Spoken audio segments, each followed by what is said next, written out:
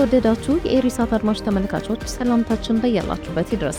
የምሽቱ የአማርኛ ቋንቋ የዜና ሰዓት ወጃችን ላይ እንገኛለን። እንድትከታተሉን በአክብሮት እንጋብዛለን። በቅድሚያም አርዕስተ ዜና። በትግራይ ክልል የሚገኙ ኤርትራውያን በከፍተኛ ስጋት ውስጥ ይገኛሉ ተባለ። በኤርትራና ትግራይ ድንበር አካባቢ የሰራዊት እንቅስቃሴ መታየቱ ተነገረ። የኢትዮ ኤርትራና ህወሓት ወቅታዊ ሁኔታ የጦርነት ስጋት መደቀኑ ተገለጸ። 3 የቀድሞ የትግራይ ኃይል ከፍተኛ አዛዦች ወደ አዲስ አበባ መሸሻቸው ተነገረ። እውነተኛ ጀግኖች ሰላምን ይመርጣሉ ሲሉ ዶክተር ቴዎድሮስ ተናገሩ። የጄኔራል ሄሜቲ የኡጋንዳ ጉዞ እያነጋገረ ነው። ኬንያውያንን ለዩክሬኑ ጦርነት እየመለመለች ነው በሚል የቀረበባትን ክስ ሩሲያ ውድቅ አደረገች። ወደ ዝርዝሩ እንለፍ።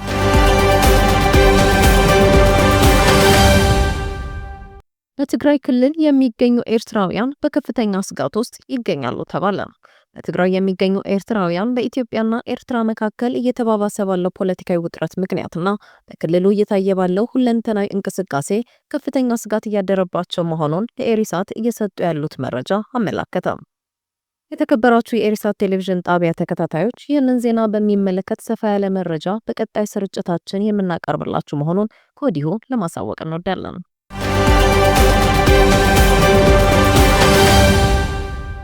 በኤርትራና ትግራይ ድንበር አካባቢ የሰራዊት እንቅስቃሴ መታየቱን ተከትሎ ዳግም የግጭት ስጋት እያንዣበበ ነው ሲል ብሉምበርግ ዘገበ። ኢትዮጵያና ኤርትራ በሰሜን ትግራይ ክልል አቅራቢያ ወታደሮችንና ወታደራዊ ቁሳቁሶችን እያሰማሩ መሆናቸውንና ይህም በአፍሪካ ቀንድ ዳግም ግጭት የመቀስቀስ እድልን ከፍ ማድረጉን የቀጠናውን ዲፕሎማቶች ዋቢ በማድረግ ብሉምበርግ ዘግቧል። እንደ ዘገባው ከሆነ ይህ የወታደራዊ ዝግጅት የመጣው የፕሪቶሪያው የሰላም ስምምነት ከተፈረመ ከ3 ዓመታት በኋላ በፌዴራል መንግስትና በትግራይ ባለስልጣናት መካከል ባሉ ያልተፈቱ አለመግባባቶች እንዲሁም በሱዳን እየተካሄደ ያለው ግጭት ባሳደረው ተጽዕኖ ሳቢያ ለሳምንታት የዘለቀው ውጥረት በተባባሰበት ወቅት ነው። ለጉዳዩ ቅርበት ያላቸው ምንጮች ለብሉምበርግ እንደገለጹት የኢትዮጵያ ወታደሮችና ትጥቆች በባህር ዳር በኩል ወደ ሰሜን አቅጣጫ እየተጓዙ ሲሆን የኤርትራ ኃይሎችም በትግራይ ክልል ውስጥ ወደሚገኙ አካባቢዎች ሰፍረዋል። በማህበራዊ ሚዲያ ላይ የሚዘዋወሩና ትክክለኛነታቸው ያልተረጋገጠ ተንቀሳቃሽ ምስሎችም ወታደሮችንና ከባድ መሳሪያዎችን የጫኑ ተሽከርካሪዎች ሲጓዙ አመላክተዋል። በዘገባው ላይ አስተያየታቸውን የሰጡ ተንታኞች ጉዳዩ ሊባባስ እንደሚችል አስጠንቅቀዋል። በኦስሎን ዩኒቨርሲቲ ኮሌጅ የሰላምና ግጭት ጥናት ምሁር የሆኑት ኬትል ትሮምቮል ሳቢ ምክንያቶች ከተፈጠሩ አዲስ ጦርነት ሊቀሰቀስ እንደሚችል ገልጸዋል። ከኤርትራና ከኢትዮጵያ እየመጡ ያሉ የቪዲዮ መረጃዎች እንደሚያስረዱት የጦር መሳሪያና የሰራዊት እንቅስቃሴ ህዝቡን እያስጨነቁት መሆናቸውን ያመላክታሉ። በተያያዘ ዜና የኢትዮ ኤርትራና ህወሓት ወቅታዊ ሁኔታ የጦርነት ስጋት መደቀኑ ተገለጸ። በኢትዮጵያ ፌዴራላዊ መንግስትና በኤርትራ ህወሓት መካከል እንደ አዲስ ይጀመራል ተብሎ የሚፈራው ጦርነት እንዳይቀሰቀስ የሚደረገው ግፊትና ጥሪ እንደቀጠለ መረጃዎች ያመለክታሉ። ከዚህ ቀደም የአፍሪካ ህብረት፣ ጀርመን፣ የተባበሩት መንግስታት ድርጅት የሰብአዊ መብት ኮሚሽንና ቱርክ ጦርነት እንዳይጫር ሲጠይቁና ሲያሳስቡ መቆየታቸው ይታወቃል። የግጭት ምክንያትና መፍትሄያቸውን የሚያጠናው ኢንተርናሽናል ክራይሲስ ግሩፕ ሰሞኑን ባሰራጨው ጥናታዊ ዘገባው እንዳለው ውጥረቱ ከጊዜ ወደ ጊዜ እያየለ መጥቷል። ተቋሙ በጥናታዊ ዘገባው አክሎ 3ቱም ተቀናቃኝ ኃይላት ከጦርነት ሊዶሉ የሚችሉ በርካታ አቀጣጣይ ምክንያቶች አሉ ብሏል። የኢትዮጵያ ህወሓትና ኤርትራን አቅም በአፍሪካ ቀንድ የጠነከረ ነው ያለው ክራይሲስ ግሩፕ ግጭቱን ለመከላከል እስካሁን ከተደረገው ጥረት በላይ ተጨማሪ ዲፕሎማሲያዊ ግፊቶች እንዲደረጉም ጠይቋል። በተመሳሳይ መገናኛ ዘዴዎችና ዲፕሎማቶች እንደዘገቡት ድንበር ላይ የተፋጠጡት የኢትዮጵያ ፌዴራላዊ መንግስት፣ የትግራይ ኃይሎችና የኤርትራ ጦር ውጊያ ለመክፈት ዝግጅታቸውን ሳያጠናቅቁ አይቀሩም።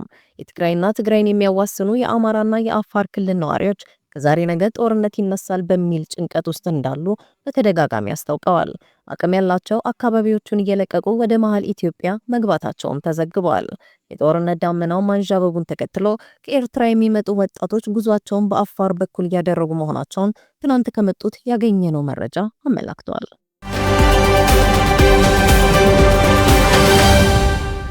ከክልሉ ዜና ሳንወጣ 3 የቀድሞ የትግራይ ኃይል ከፍተኛ አዛዦች ወደ አዲስ አበባ መሸሻቸው ተነገረ።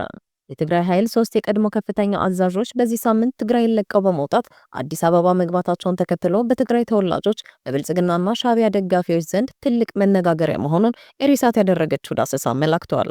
አዛዦቹ በትግራይ ያለውን ወቅታዊ ሁኔታና ሊቀሰቀስ ይችላል ተብሎ የተሰጋውን ጦርነት ሸሽተው መምጣታቸውም ተገልጿል። ብርጋዴር ጄኔራል ጉሽ ገብሬ፣ ብርጋዴር ጄኔራል ከበደ ፈቃዱና ኮሎኔል ንጉሰ ወልደ ገብርኤል የተባሉት እነዚህ መኮንኖች ለ2 ዓመታት በዘለቀው የትግራይ ጦርነት ወቅት ከፍተኛ የአመራር ቦታዎችን የያዙ እንደነበር ይታወቃል። ብርጋዴር ጄኔራል ጎሽ ትናንት አርብ ዕለት ለመገናኛ አውታሮች በሰጡት ቃል ሶስቱም መኮንኖች ረቡዕ ዕለት አዲስ አበባ መግባታቸው መረጋገጡን ዘገባዎች አመላክተዋል። ህይወታችንን መምራት አልቻልንም፣ ይሰልሉናል፣ ይከታተሉናል፣ እንዲሁም ኑሯችንን አስቸጋሪ አድርገውብናል ብለዋል። ወደ አዲስ አበባ የመጡበትን ሁኔታ ሲያብራሩም ወደዚህ የመጣ ነው የራሳችንን ዘዴ ተጠቅመን ነው ሲሉ አክለው ገልጸዋል። የሶስቱም ወታደራዊ መኮንኖች ወደ አዲስ አበባ መምጣት ለህወሓት በጎና መጥፎ ጎን እንዳለው ኤሪሳት ያነጋገራቸው ምሁራንና ፖለቲከኞች ያስረዳሉ። ሻዕቢያ ወደ ኤርትራ ሊወስዳቸው እየተሰናዳ ነበር ለሚለው መረጃ እልባት የሰጠ ቢሆንም ለብልጽግና መንግስት ደግሞ ትልቅ ፖለቲካዊ ትርፍ ሊያመጣ የቻለ እርምጃ መሆኑን አስተያየት ሰጪዎቹ ያስገነዝባሉ።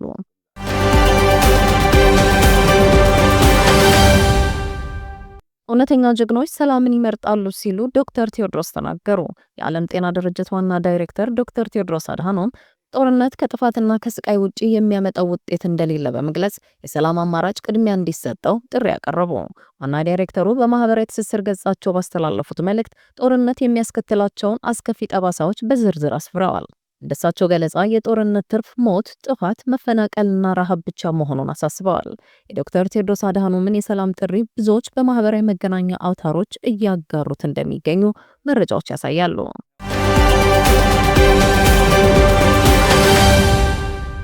የጀነራል ሄሜቲ የኡጋንዳ ጉዞ እያነጋገረ ነው።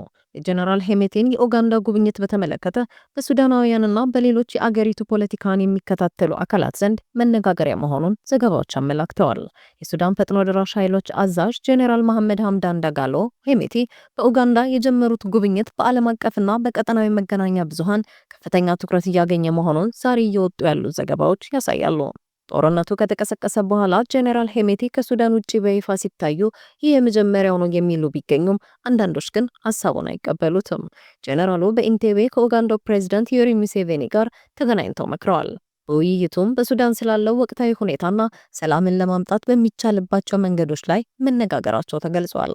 ዳጋሎ በአፍሪካ ህብረትና በኢጋድ የሚደረገውን ድርድር እንደሚቀበሉትም ዘገባዎች አክለው አመላክተዋል። በመጨረሻም ኬንያውያንን ለዩክሬን ጦርነት እየመለመለች ነው በሚል የቀረበባትን ክስ ሩሲያ ውድቅ አደረገች። በኬንያ የሚገኘው የሩሲያ ፌዴሬሽን ኤምባሲ ኬንያውያንን በመመልመል በዩክሬን ግጭት ውስጥ እንዲሳተፉ እያደረገ ነው በሚል የቀረበበትን ወቀሳ ውድቅ ማድረጉን አስታወቀ። ኤምባሲው የካቲት 20 ቀን 2026 ባወጣው መግለጫ የቀረበው ክስ አደገኛና አሳሳች የፕሮፓጋንዳ ዘመቻ አካል ነው ብሎታል።